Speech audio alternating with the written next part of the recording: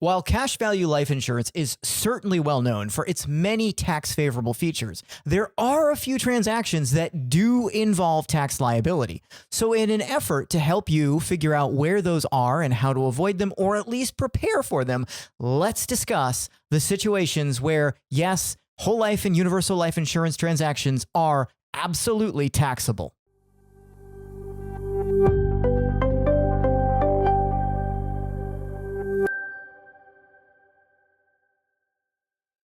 Hi, I'm Brandon, founder of the Insurance Pro blog, licensed insurance agent, and I've been helping people create tax-free wealth through life insurance for a very long time. And I assure you, it's a great thing. But not all situations involving life insurance are in fact tax-free. Some situations simply involve a tax liability. Not generally a big one, although sometimes it does depend. So we're going to run through 6 broad situations where tax liability can certainly be on the table. And as we go down the list, I think you'll agree we're going to get a little more exotic or deeper into the weeds. And potentially, the deeper into the weeds we get, the more you may be caught off guard by the tax consequences of the transaction that involves life insurance. First up on our list is withdrawing cash value outside of your cost basis. So when you pay a premium to a life insurance policy, you are creating a tax basis in the contract. You have access to this cost basis. And in fact, one of the many great features of life insurance policies is the ability to withdraw your tax-free cost basis before you have to touch the gain in the policy. But if you go a little overboard, don't keep track of things, and end up withdrawing beyond your cost basis, those distributions from the life insurance contract will be taxable as ordinary income to you. And that's an important thing to note. Life insurance contracts taxability when it comes due are taxed as ordinary income, not capital gains. This means the tax liability on a distribution from a life insurance contract, if it's taxable, may be significantly larger than would be the case in a long-term capital gain situation. It doesn't matter how long you've owned the life insurance policy. Any gain that is withdrawn from a contract is taxable to you as ordinary income. And because of the functionality of life insurance policies, once a withdrawal takes place, it's not something you can easily undo. So if you withdraw gain from a life insurance contract and find out a week or two later that you made a boo-boo, you don't really have the ability to turn around and put that withdrawal back into the policy. The good news is you can always check with the insurance company to see what your cost basis is before you take a withdrawal to ensure that the withdrawal will not be withdrawal from gain, which would be a taxable event. And if you don't have any cost basis left in the policy to withdraw, you can always choose a loan which does not carry a tax liability. But the other thing to be careful about when it comes to withdrawals in essence and the effect on cost basis is taking the dividend option as cash. So when the insurance company pays you your annual dividend as a cash payment, this is drawing down your cost basis. If you are not currently paying premiums into the policy, there is no way to restore this cost basis. So if you're choosing the dividend option to be paid in cash and you leave it that way for a long time, especially on a paid up policy, a day could arrive when the payment of dividends to you is now taxable because that payment has exhausted all of your cost basis, and therefore after that, all future payments of dividends are taxed to you as ordinary income. You also want to note that when you choose a dividend option, those selections are usually set in stone for the entire year. So if you realize partway into your policy year that if you receive a cash payment of your dividend when the next one comes due, that will be a taxable distribution to you. Oftentimes, you may not have the option to change the dividend until after the payment takes place. So if you have a paid up policy and you are receiving the dividend as cash, you might want to check each year after you receive your dividend payment for your policy's current cost basis and ensure that you do in fact want to keep the dividend option set at the paid in cash choice. It's also important to note that if you choose the dividend option to accumulate at interest, the interest earned on this feature is ordinary income to you, and it is taxed as such. This option takes the dividend payment and puts it in a savings style account that will earn interest throughout the year. It's not a super common choice, among whole life policyholders, but it does exist for practically all whole life policies in existence. The interest rate can at times seem kind of enticing, but you have to understand that this cash is outside of the whole life policy, and any cash housed outside the whole life policy is certainly taxable as regular income, as would be the case for interest earned on any style savings account you own. Next up, we're going to talk about the surrender, the full surrender of a cash value life insurance policy. When you do this, any cash above and beyond the cost basis, which means the premiums that you paid into the policy, will be taxed to you as ordinary income. If you don't have a gain in the policy, obviously there won't be any tax liability. But sometimes there are refinements made to the premiums that you paid to arrive at what your actual cost basis is. In some cases, certain riders that you may have on your policy do not count towards your cost basis. So if you're thinking about surrendering a life insurance policy and you want to know what the taxable gain in the policy is, it's very prudent to check with the insurance company to find out what they have on record for your cost basis. Because after you surrender the policy, the insurance company is going to use the data that it had on file to prepare the 1099 that it will file with the IRS in the following year. Also, when you request a surrender of a life insurance contract, the insurance company technically has a certain number of days to pay you the money. If they go beyond that timeline, they will add interest to the cash that you receive. That will be taxable as ordinary income to you. There's not much you can do to control that one, but do take the extra money as kind of a bonus for waiting and understand that there is a tax liability on it. I mentioned earlier that if you have withdrawn your cost basis from your policy and you want to take a distribution, you'll take a policy loan to keep the access to your cash tax-free. This is true if and only if the policy remains in force until you die. So if you take a loan against a life insurance policy and the policy lapses, or you choose to surrender the policy with a loan outstanding, the money that is deemed distributed from the loan is going to be recognized as a distribution and could become taxable to you. It's important to note, this includes the interest that accumulated on the loan. So for example,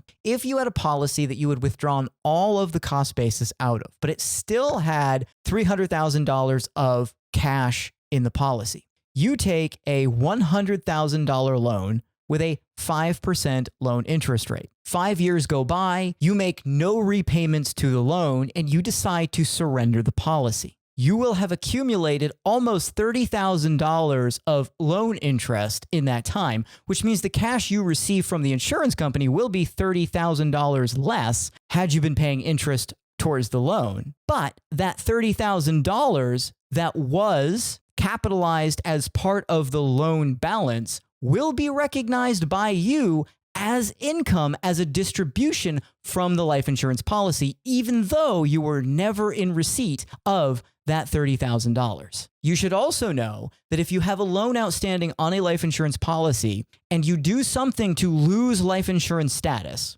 most notably, it turns into a modified endowment contract, the loan outstanding could create a tax liability to you, since modified endowment contracts are taxed differently than life insurance contracts. And speaking of modified endowment contracts, if you own a life insurance policy that loses life insurance status, which is to say it is reclassified as a modified endowment contract, there are a number of transactions now that will be taxable as ordinary income to you. You no longer have the ability to withdraw your basis from the policy and will instead need to withdraw gain first before you can touch basis. And if you have a modified endowment contract, there is no distinction between withdrawals and loans. So a loan, even if you haven't withdrawn your entire cost basis from the policy, will still be recognized as a distribution to gain to the degree that there is gain in your policy, and will be recognized by you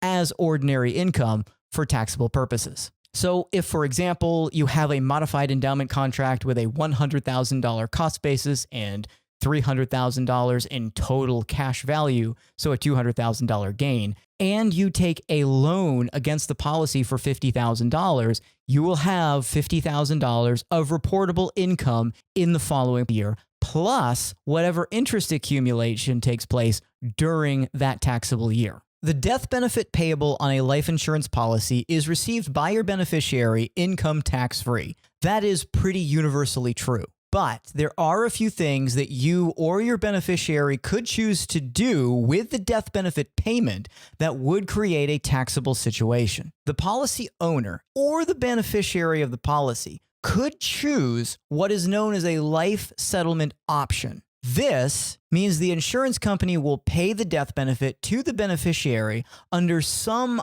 other mode than just one lump sum. And when this happens, the insurance company is holding on to a portion of the death benefit versus paying it all out at once. And as a result of this, they will pay interest on the sum of money that they keep while they are waiting to pay the rest of the money out to the beneficiary. Interest earned in this situation is taxable as ordinary income to the beneficiary. Also, when a death benefit is paid, many insurance companies give the beneficiary the option to keep the death benefit proceeds inside an account held at the insurance company on which the beneficiary has check writing privileges. The really technical name for this account is a retained earnings account. These accounts do pay interest, which can be quite attractive relative to other bank-style accounts. But understand that these accounts are taxable accounts, so the interest earned on the death benefit proceeds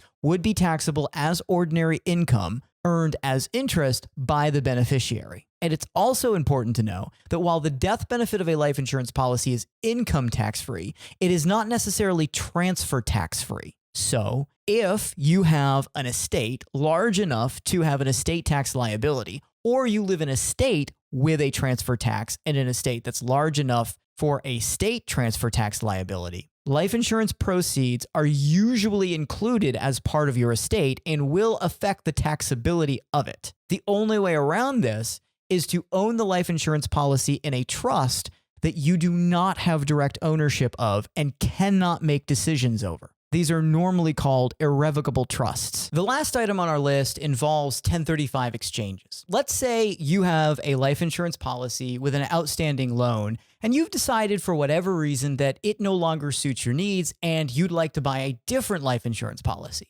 But you'd also like to transfer the value that's in your current policy to this new policy that you have found that you believe suits your needs much better. There's just one small problem. The company who has the new product has told you they will not let you transfer your loan that you have outstanding on your own old policy to the new policy. So you decide, well, it's not ideal, but what I'm going to do is surrender the cash that I have in my policy, pay off the loan that's outstanding, and then transfer the remaining cash over to my new policy. Sounds simple? Sounds reasonable. The problem is the following tax year, you'll receive a 1099 filed by your old insurance company informing you that you have boot income to recognize. Boot income is a concept that comes up with tax favorable exchanges involving life insurance and real estate. Real estate people will have run into this through 1031 exchanges. The super simplified explanation and rule is that you cannot